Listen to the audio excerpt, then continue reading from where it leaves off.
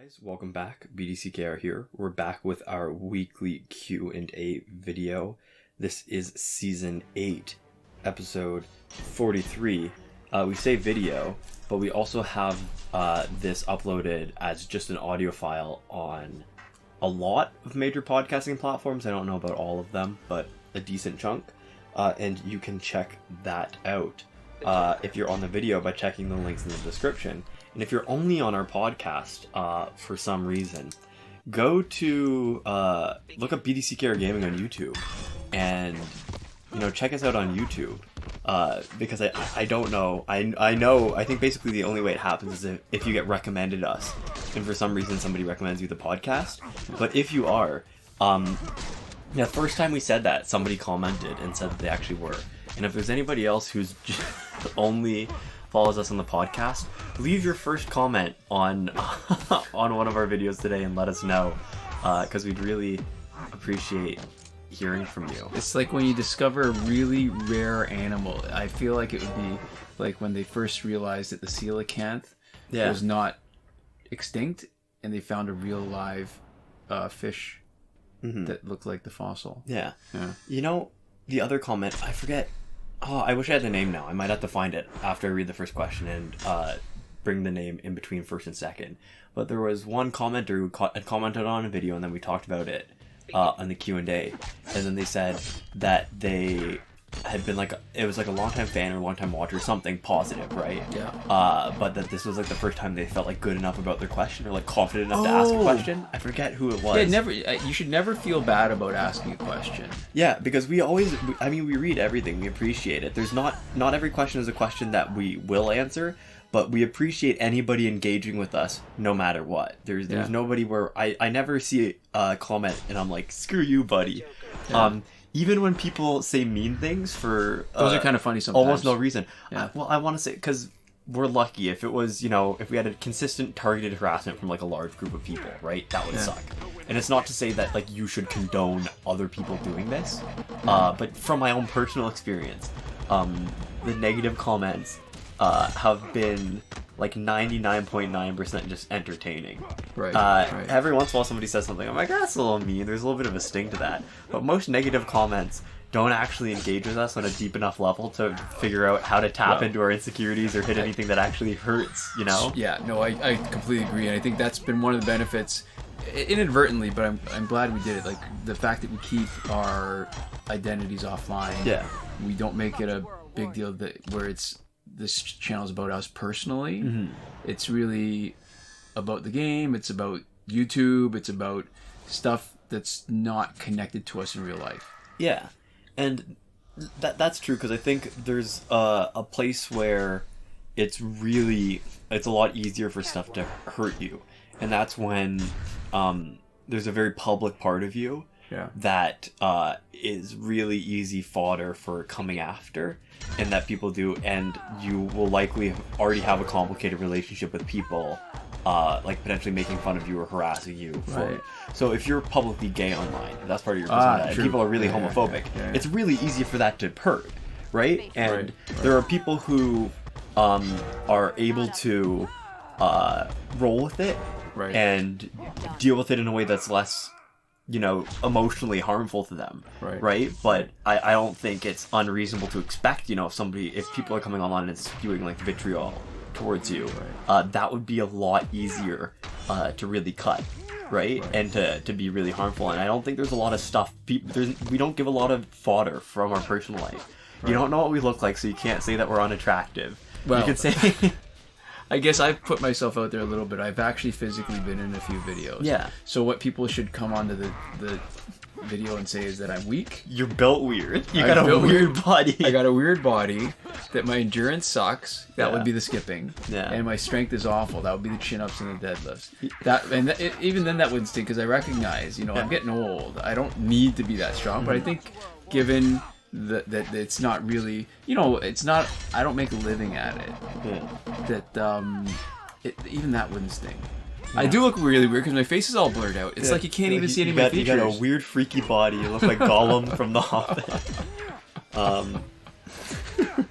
You look like the after photo of Smeagol's Gollum transformation.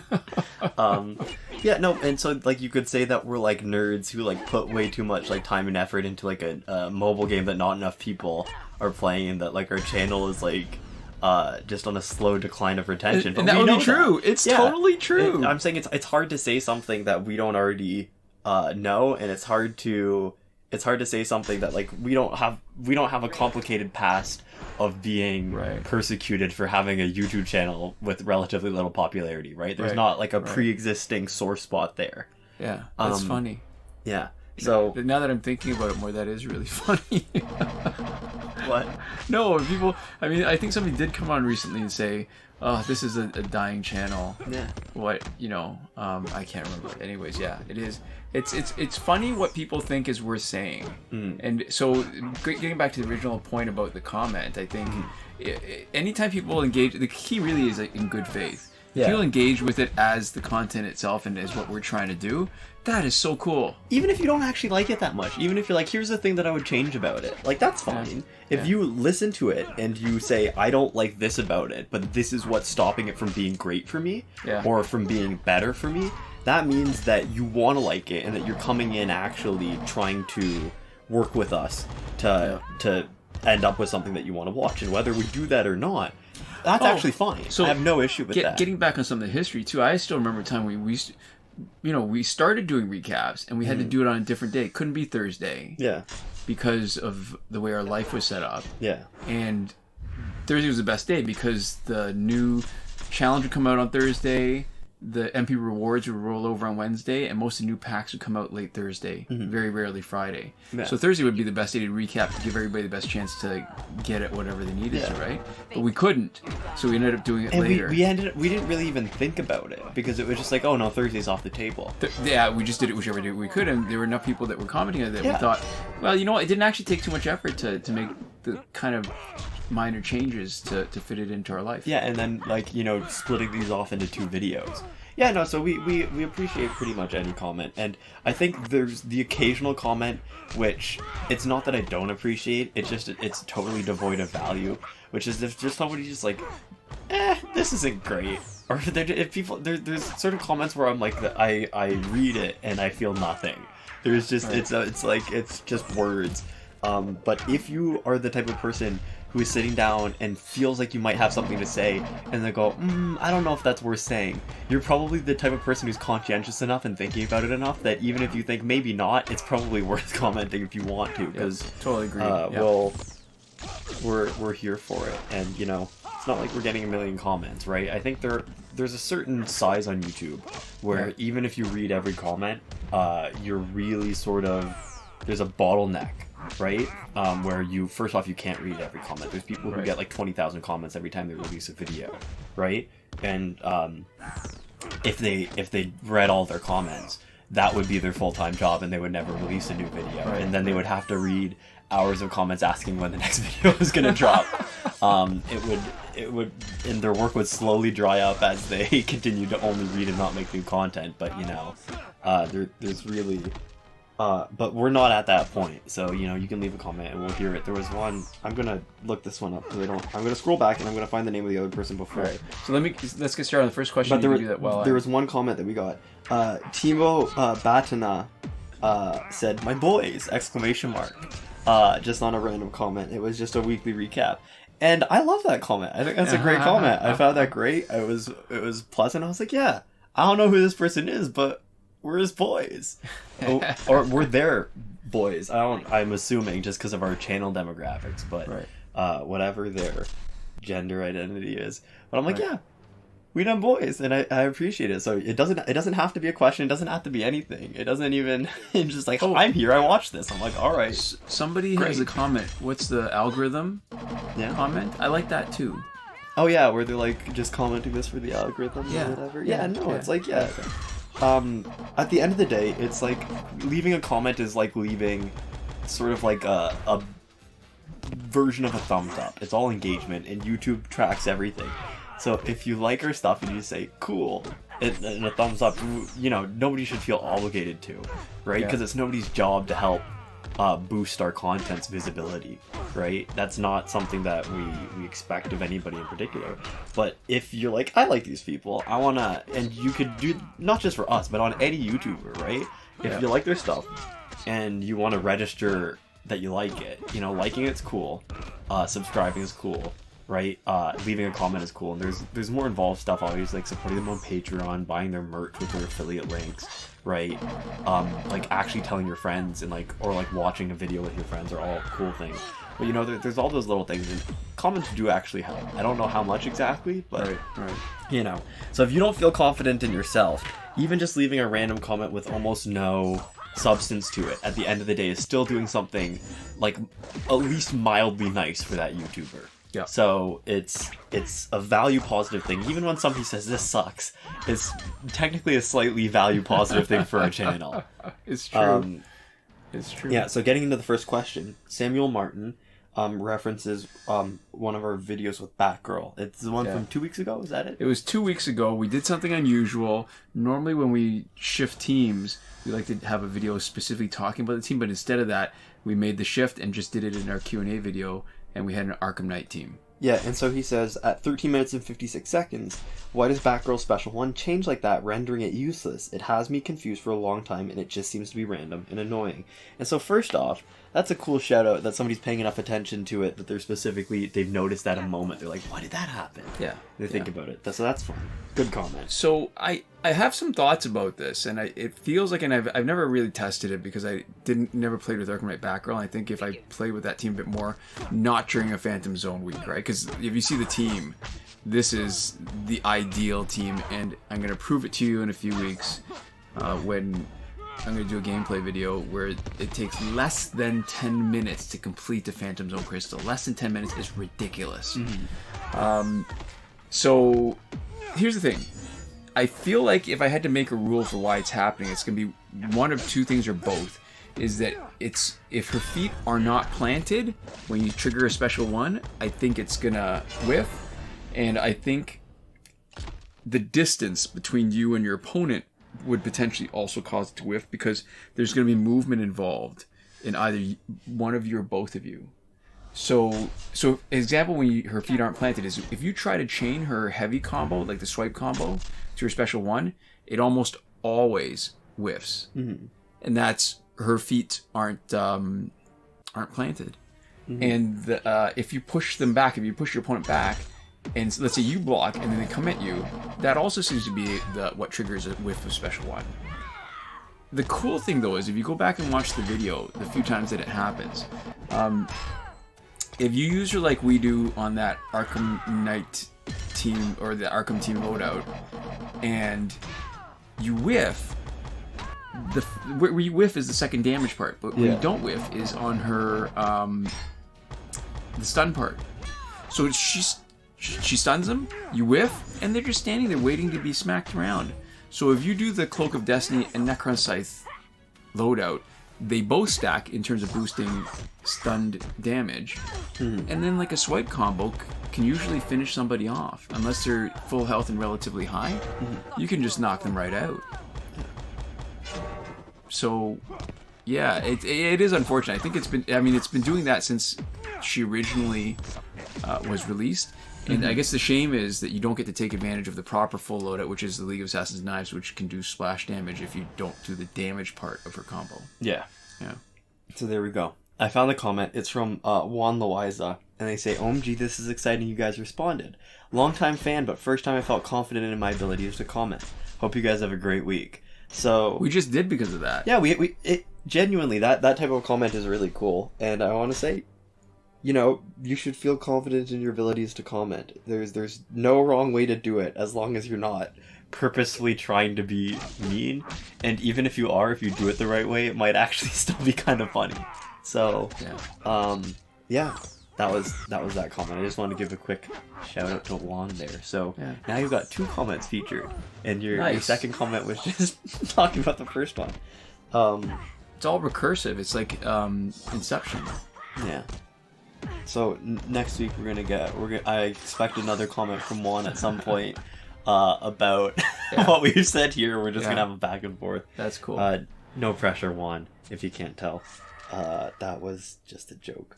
But our next question comes from R3S Films, and they say, do you guys expect Injustice to be played by more people or less people in the future? ? Love the videos, never stop. So more people or less people, right? In general. So games can slowly pick up, or... Can they, though? Can you think of an example of a mobile game that got sort of a second wind?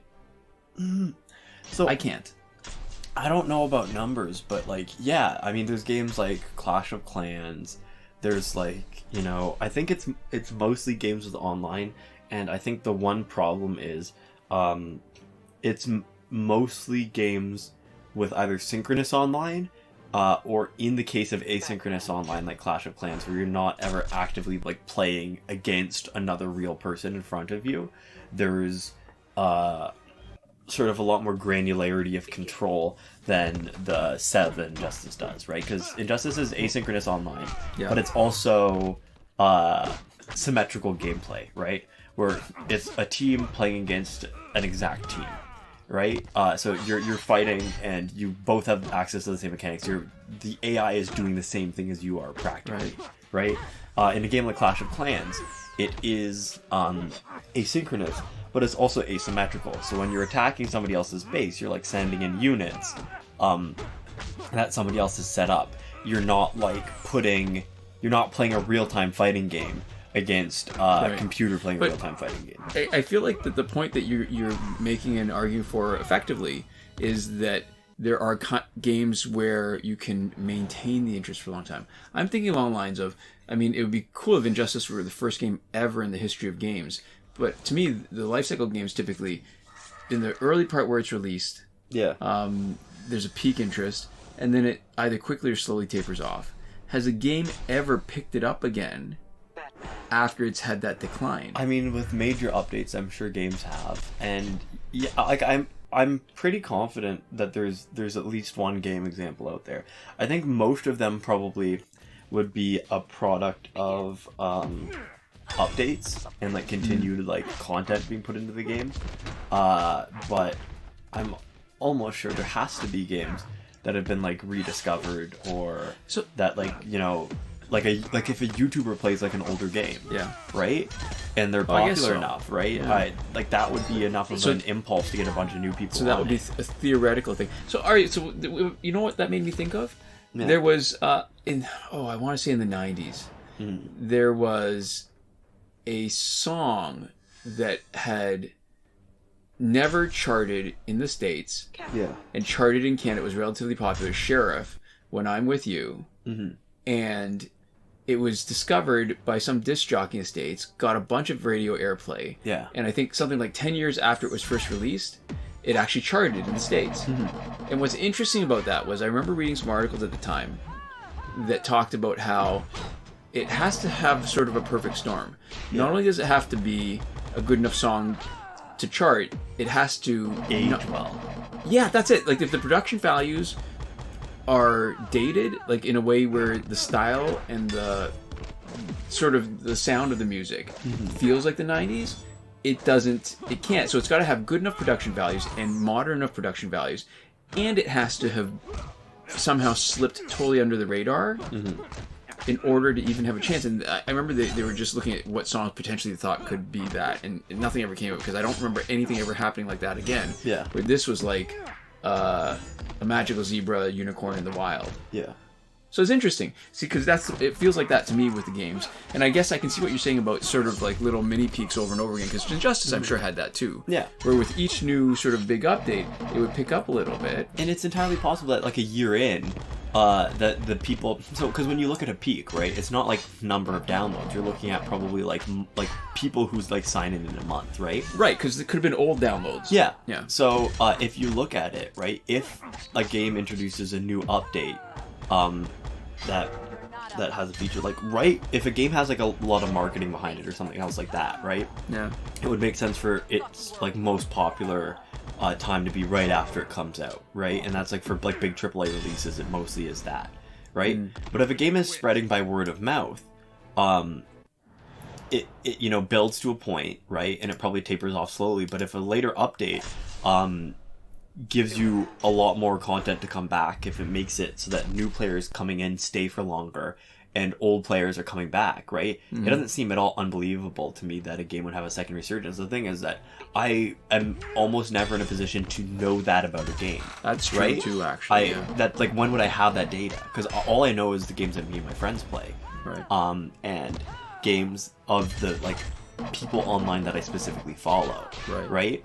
And so, and most of those people aren't like, I'm playing this game because it's popular again. Right? They're like, I'm personally coming back to this game, and it's not like a moment the same way. So, you know, I'm sure it's happened, but I couldn't tell you. If you asked me about any specific game, I probably couldn't tell you anything about the popularity curve. Like, Minecraft might be a game like that. I'd come back to Minecraft with my friends. Was that at the same time as everybody else? Was I part of a resurgence wave? Maybe. That was bigger than, you know, when I first played it? I have no way of telling you that. Probably not, because people move on, but, like, you know, I had a lot of staying power for a lot of years. I do want to point out something that just happened on the screen that we haven't exploited enough in our strategy, and this is part of the reason why things are faster. When you have 120 damage over time as one of your tasks in Phantom Zone, if you tag in Wonder Woman for the second time, her Master's Death card will act like specials when you tag her in. So if you give a special one immediately as soon as you tag in, you do multiple special ones, multiple damage over time, so it counts towards your task. That can speed it up so you can do 120 damage over time pretty easily in just 2 fights. Anyway, sorry. So the actual question from R3S Films is, do you expect Injustice to be played by more people or less people in the future? Less people, because it's not getting updates, right? So there's ways for it to get played by more people. But none of it's happening. Yeah, those things aren't happening. There's not sort of the active involvement. People aren't coming to it from the console game as much, I don't think, because I don't think the console game has its own pull, anymore. And if they are, even the new people that could be coming to it, I'm sure a lot of those people are being skimmed by Injustice 2. Mobile. So I think... it's hard for people to pick up the old game to see Injustice, which is... When they see Injustice 2 coming out, they think, oh, well, no point playing the old stuff, not realizing how much better the first game is than the second one. Yeah, but, you know, I don't actually know what the updates look like for the second one. Part of the experience of a game, and I've learned this, because I used to only play really cheap AAA games. So I play indie games. I played like Minecraft and Terraria when Minecraft was actually an indie game instead of, you know, what it is today, which is like Microsoft. But I would play indie games, and I would play non-indie games, AAA games, when they were on really cheap on the Steam sale. So like $5, $10, $15. They didn't have a lot of disposable income, and I had a lot of time to play stuff. So if I was buying brand new games when they came out, I would have not enough money and then also not enough content, right? So my experience of playing games was playing them long after sort of their life cycle. If there's any DLC, they were all already out. If you know, I most of the time didn't get versions with DLCs still too, because it was, you know, that extra $5, right? If it was Skyrim or Skyrim Complete Edition, even if it was only $5, $6, you know, $10 difference, it was like the difference between like $10 and $20. I'm like, why would I pay twice as much for like little side pieces of a game? And so I didn't participate in the community at all, right? I would just sort of, I knew that there was, and, you know, I would go to the wikis and everything would be filled in. So the one advantage was that all the information that was going to be out about a game was pretty much there for me. But the disadvantage was I never got to, you know, be part of that discussion about stuff. It was kind of dead by the time I was there. And anybody who was still looking at stuff, you know, it was the stragglers. It was people like us, who were still on stuff after a really long time. And so recently, I've gotten a lot more, because I don't have the same time to play stuff. I've gotten a lot more into sort of, you know, getting a new game if I really like it. If I think I'm going to like it a lot and the reviews look good. Like, I got the first Doom relatively late. And I got the second Doom not that long after it came out. Like the first time it went on sale after it came out. And so I, you know, was maybe like a month out, and I've gotten some games when they were new. I think Fallout 4 was one of the first games I ever got, like, launch day. But I also got Dark Souls 3 pretty right around new. And it is a really different experience. I got Cyberpunk 2077 actually. Right, it was gifted to you. Yeah, it was gifted to me by Eliza, who we always shout out at the end of the videos, and we mentioned it at the time. Yeah, and so it was interesting. And Cyberpunk, right? Flawed game, huge amount of issues with it. They got sued. They lost a huge amount of stock value. But you felt like you were in that cultural moment. But I was in it. Yeah, I was participating in it, and I got to play it. And I think it was a really solid core game. I didn't actually have that many issues. I had a computer that was more powerful than it needed to be so that I could run it on like okay settings. And like it had some optimization issues. It had some whatever. But there's some value to, even if it's you're participating in a disappointing experience, I get to play a version of Cyberpunk that other people who get the game later aren't. And they get to play it when the polish is out. And that's one of the things I remember when I was playing Skyrim, is that there was these posts. There were these guides, right? Which is like, this is how you do this. And like it's been patched out. This is no longer working. Here's a glitch that used to exist in the game that's there. You know, the way that you used to upgrade your smithing skill, because Skyrim, if you don't know, has a bunch of different skill sets. Their own XP trees that operate independently from each other. So every time you use a one-handed weapon, you're building up your one-handed weapon XP. And so there's a bunch of ways to sort of level up fast to grind for it. So for sneaking, right, you have to do sneak attacks. So for weapons, you would find like I think there was like a horse that you could get that would respawn. And if you want to build up your one hand and you're sneaking, you would sneak and sit behind your horse and just stab your horse in the butt over and over again. What the hell? Because you're swinging, you're dealing damage, and you're doing it to something that won't die in a way that like impacts you long term, right? And poor horse. Yeah, no, it sucks. And so the way that you used to smith and upgrade your smithing, it was just based off of the number of things you made, not the quality of them. And so what you were just supposed to do is smith like 1,000 iron daggers, which was like the cheapest thing to make in the game. And then you would build it up. And then by the time I played, they had changed it so that instead of being just the number of things you made, it was based off of the value. So the actual best thing to do in terms of if you're farming it, to just get your skill up, to get gear that you know you'd want to keep long term, was to actually make jewelry, because jewelry had the highest gold value. But there was all these jokes from old Skyrim about, you know, somebody is like, he's the best blacksmith in all the land, and it's like, oh, what does he make? Like, show me his wares. And it's like, well, right now he just has 50,000 iron daggers, but if you come back next week, he might have something cool. And so, you know, people who played in that time, right, got to participate in that in a different way. Right. There's memes, there's culture, there's more videos about it, there's more, you know, discussion about it. You can maybe talk in the forum, or, you know, you show up at school and you talk with your friends, right? It's like when the new, like, Pokemon game came out. I guess Pokemon was a game that I played when they were relatively new, too. It's true. I did, too. Yeah, and it's a totally different way to experience the stuff. And even I used to think that, you know, multiplayer games, it matters, right, who you're playing against. But with single player games, who cares if you're playing it now or 50 years from now, right? You know, as long as it's still fun, as long as it's whatever. But the culture around it really does shape it. And especially because we have a YouTube channel, I have thought a lot more about what it means to participate in the culture surrounding a piece of media, as opposed to just the media, especially for games. And there is some value to me to be part of that front edge culture, even if the experience is worse, right? Even if I'm playing it and I go, this isn't great, and then maybe I come back to it a year later and it's actually a different thing now. That's interesting too, right? And, you know, depending on what your disposable income is and what your free time is, it has a different value to you, right? And for the amount of time I have for games, it has some value every once in a while when it's a thing that I really like, to get it early, to pay more money, but also give the developers more money, right? To sort of put more money in the pocket of the people who get to decide if they keep doing stuff like this in the future. To participate in a way that's part of what actually enables more of this kind of thing to be made is really cool. Yeah, it's interesting, and it feels different. And so that's one thing I would say about getting at stuff when it's fresh, and like games and life cycles. There was something that you mentioned earlier that was interesting to me, because you're pointing out that you had a lot more time and not as much disposable income. And you had to make that disposable income stretch out to the time that you had. Yeah. And it strikes me that is very much another one of those things where when you're younger, your life is a certain way, and when you're older, your life is a certain way. So the joke typically is,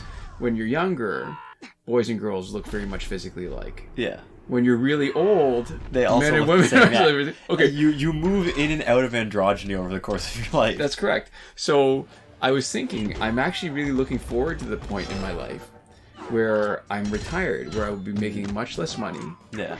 And I will have more time to fill. So, you know, the age when you're younger where it's worth lining up for a couple hours at a store to get something that's of value to you or just get it at a better price will all of a sudden come back again when I ironically when I have much less life left, but I'll have less to fill it with, and I'll be able to spend that time in a way where I sort of value the time less than I do the money. Yeah.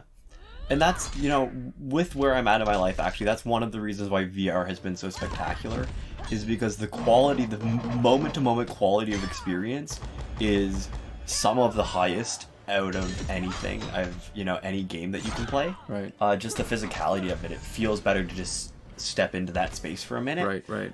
And so I appreciate it. It's like the sort of bridge between mobile games where if I can sit down for an hour, or if I can, do VR for an hour, it's way better than any other thing that I could spend for just an hour, playing a video game, probably. Right. And it doesn't mean that, normal video games have no value to me anymore, but it's that same kind of thing where it's like, if you have a limited amount of time, I'm willing, VR is a lot more expensive, but I'm willing to sort of invest more in making the most of the time I have with games. And VR is a good way of doing that, in my opinion. It'd be different for everybody, I'm sure, but it's cool. It's really cool.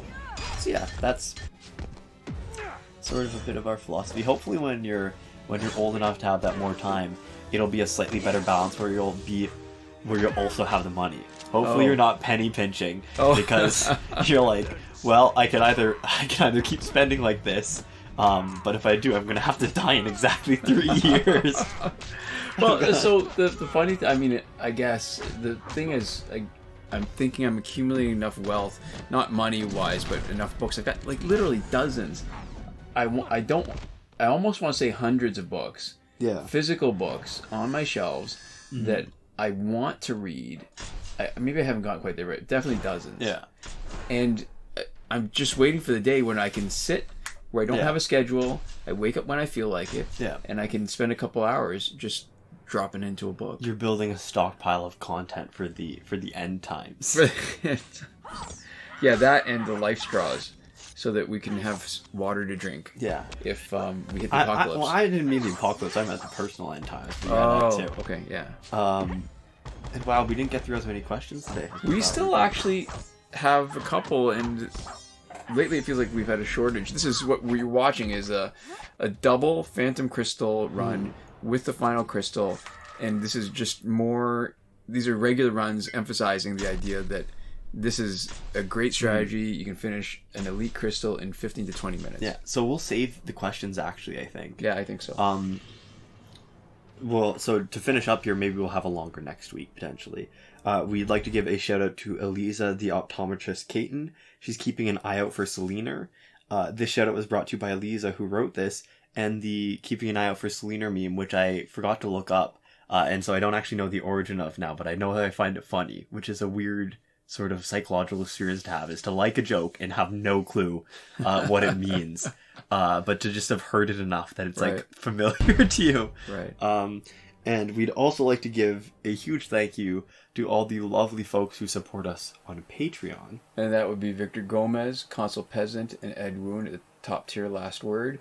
Sinemac, Mohammed Albshaiti at the Your Message Here tier. Shawn Farrell, Daniel Simonson, Aaron Maule, Michael DeVries, Brandon C., Irvin Ruiz, Eddydoo, all at the credited level. And Chris Wolf, Scarlet Danny, Awesome Gamer 2for1, Pavu RS, Gavin Malott, and Isfar E at the gratitude level. Here we go. Thank you so much for watching. We'll see you next time. Komoda.